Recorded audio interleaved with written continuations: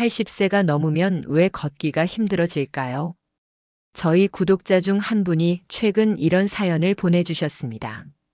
우리 아버지는 올해 83세인데 평생 운동을 즐기셨던 분이세요. 그런데 어느 날 갑자기 집 앞 계단조차 오르기 힘들어 하시는 겁니다. 시장에서 집까지 걸어오는 짧은 거리도 마치 마라톤처럼 느껴진다고 하시더라고요.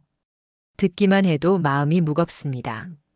하지만 이것은 단지 그분만의 이야기가 아닙니다. 사실 연구에 따르면 80대 이상 노인의 약 70%가 걷기에 어려움을 느낀다고 합니다. 우리가 평생 의지했던 다리가 더 이상 내 것이 아닌 것처럼 느껴지는 순간 그 이유를 제대로 이해하지 못한다면 막막할 수밖에 없습니다. 그렇다면 왜 이런 일이 생길까요? 그리고 이를 예방하거나 극복할 수 있는 방법은 없을까요? 오늘 영상에서는 80대 이후 걷기 어려움의 진짜 이유와 이를 해결할 3가지 방법을 알려드리겠습니다. 끝까지 시청하시면 여러분이나 사랑하는 가족들이 다시 건강하게 걸을 수 있는 희망을 발견하실 수 있을 겁니다.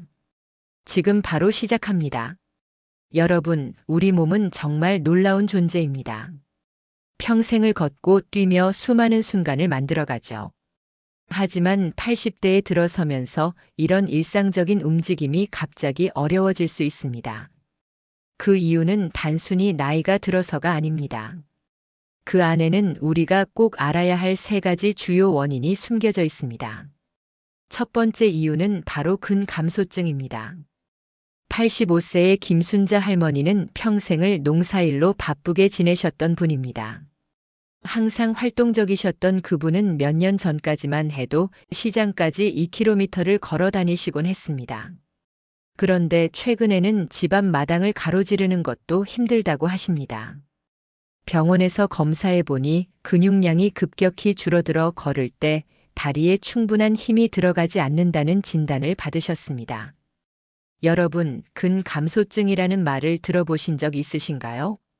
근감소증은 나이가 들면서 근육량과 근력이 감소하는 현상을 말합니다. 특히 80세 이상이 되면 그 속도가 놀랍도록 빨라지는데요. 연구에 따르면 30대 이후로 우리의 근육량은 서서히 줄어들기 시작하고 60대부터는 그 속도가 더 빨라집니다. 특히 80대 이후로는 매년 약 3%씩 근육이 감소하여 80대의 근육 감소 속도는 60대의 거의 2배에 달한다고 합니다. 한마디로 나이가 들수록 근육이 빠르게 줄어들고 약해지는 겁니다. 근감소증은 단순히 힘이 빠지는 문제를 넘어 낙상 위험을 높이고 독립적인 생활을 어렵게 만드는 주요 요인입니다. 미국 스포츠의학 저널에서는 근감소증이 노인의 일상 활동에 심각한 영향을 미친다는 연구 결과를 발표했는데요. 특히 하체 근육, 즉 허벅지와 엉덩이 근육의 약화가 걷기 어려움의 가장 큰 원인으로 꼽힙니다. 이 근육은 우리가 걸을 때 가장 많이 사용하는 근육 중 하나이기 때문에 힘이 빠지면 걷기가 힘들어지는 건 당연한 일이겠죠. 두 번째 이유는 혈액순환의 저하입니다. 이 부분도 많은 어르신들께서 흔히 겪는 문제인데요. 여러분, 혹시 다리가 무겁고 걸을 때마다 쉽게 피로를 느끼는 분들을 보신 적 있나요? 이와 관련된 사례를 하나 말씀드릴게요. 78세의 박현우 할아버지는 매일 아침 공원 산책을 즐기셨던 분입니다. 그런데 몇 달 전부터 다리가 자꾸 뻐근하고 무거워지면서 산책이 점점 힘들어지셨다고 해요. 병원을 찾으셨더니 하지동맥 경화증 진단을 받으셨습니다. 다리로 가는 혈관이 좁아지면서 혈액순환이 제대로 이루어지지 않았던 겁니다. 이처럼 혈액순환 문제는 나이가 들수록 흔히 발생하는데요. 특히 다리는 심장에서 가장 멀리 떨어진 부위다 보니 중력의 영향을 크게 받습니다. 건강한 근육은 혈액을 펌핑해주는 역할을 하지만 근육이 약화되면 이 기능이 제대로 작동하지 않죠. 연구에 따르면 80대 노인의 약 20%가 하지동맥 경화증과 같은 혈관 문제를 겪는다고 합니다. 이 질환은 다리로 가는 혈관이 좁아져서 혈액순환이 방해받는 상태를 말합니다. 또한 이런 증상은 종종 중간 통증이라는 형태로 나타납니다. 걸을 때는 종아리나 허벅지가 아프고 잠시 쉬면 통증이 사라지는 특징이 있죠. 하지만 이걸 단순한 노화라고 간과했다가는 증상이 점점 심해져 일상생활에도 큰 어려움을 줄 수 있습니다. 그렇다면 혈액순환을 개선할 방법은 무엇일까요?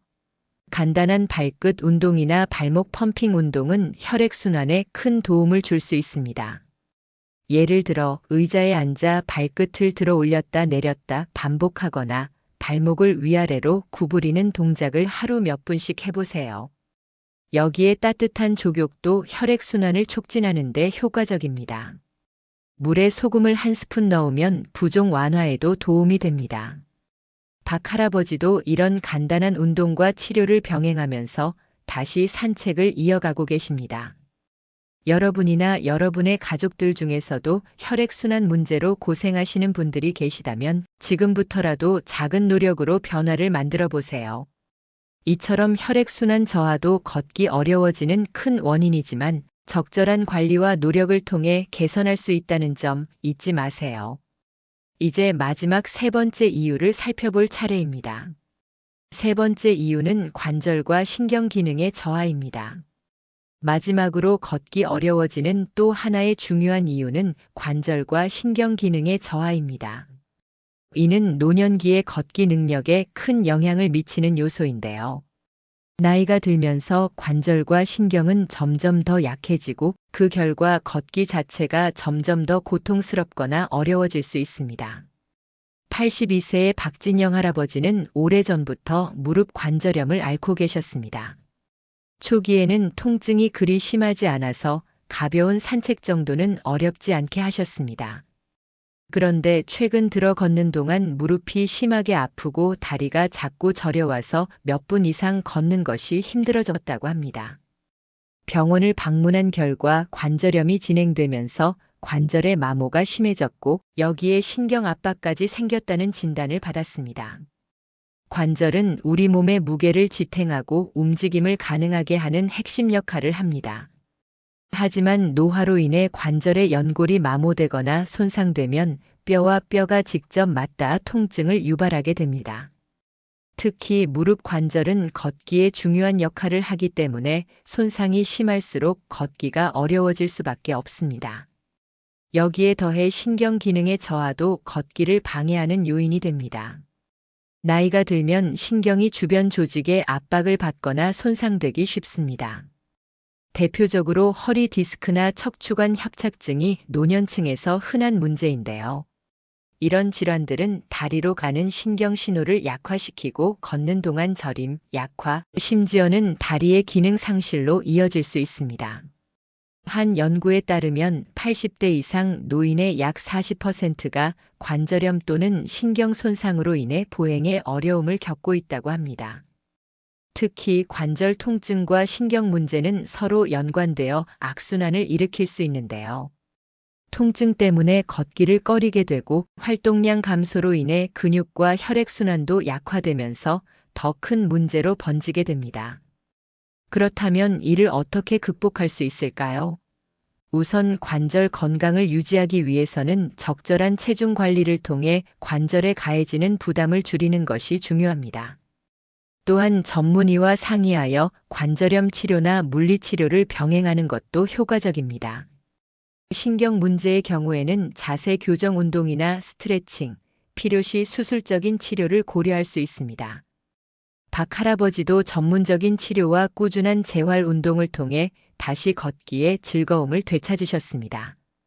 여러분 역시 관절과 신경 문제를 조기에 관리하고 적절히 치료한다면 나이와 상관없이 보다 건강하게 걸을 수 있을 것입니다. 여러분, 지금까지 말씀드린 세 가지 이유, 근감소증, 혈액순환 저하, 그리고 관절과 신경 기능의 저하는 단순히 나이가 들어서 생기는 자연스러운 현상이라고만 보기에는 너무나 중요한 문제들입니다. 하지만 좋은 소식은 이런 문제들을 충분히 관리하고 개선할 수 있는 방법이 있다는 겁니다. 그렇다면 우리가 어떻게 하면 이 세 가지 문제를 해결하고 건강하게 걸을 수 있을까요? 여러분, 걷기 어려움은 단순히 받아들여야 할 노화의 결과가 아닙니다. 올바른 노력과 실천을 통해 예방하고 개선할 수 있는 방법이 분명히 있습니다. 지금부터 3가지 실질적인 방법을 하나씩 소개해 드리겠습니다. 첫 번째 방법은 근육을 유지하고 강화하기 위한 근력 운동입니다. 근감소증은 걷기 어려움의 주요 원인 중 하나로 이를 예방하려면 근육을 꾸준히 사용하고 강화해야 합니다. 대표적으로 스쿼트, 계단 오르기, 의자에 앉았다 일어나기 같은 간단한 동작부터 시작할 수 있습니다. 하루 10분에서 15분씩 꾸준히 하면 하체 근육의 힘을 유지하고 강화하는 데 큰 도움이 됩니다. 78세의 김종식 씨는 퇴직 후 활동량이 줄어들면서 점점 걸음걸이가 느려지고 힘이 빠졌습니다.